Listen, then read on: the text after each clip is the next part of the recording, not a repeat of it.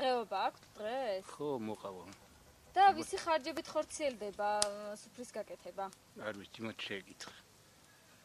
თქვენ მიგზანდებით აქ, რას აკეთებთ? უყურებთ ხმარი. დღეს რა ხდება? მომენტას ვერ გავაკეთებ. მომენტას ვერ გავაკეთებ ხალბატონო. ხარჯებით ხორციელდება დღეს სუფრის გაკეთება. ხალმიდი.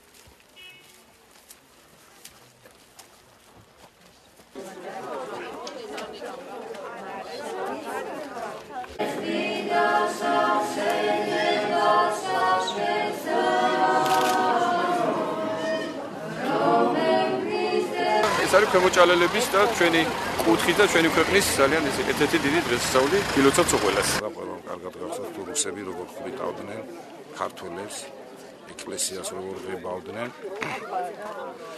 აქედან გამომდინარე ძალიან ცოტანი ვართ, მაგრამ ესე მოხდა. დიდი მადლობა მინდა პატრიარქს გადაუხადო ჩვენ სინოდს, რომ მათი ესეთი დიდი ღვაწ ქვეყნის წინაშე შარშან 2011 წლის 20 დეკემბერს ისინი აღელინენ წმინდანი. და დღეს არის 6 სექტემბერი. ეს დღე არის სწორედ როდესაც ტელეფონას ვეზე დახვრიტეს ორი ძმა კარბელაშვილი და დღეს ძალიან გამოცხადებულია ძალიან საქართველოში კარბელაშვილების დღე, საეკლესიო დღე.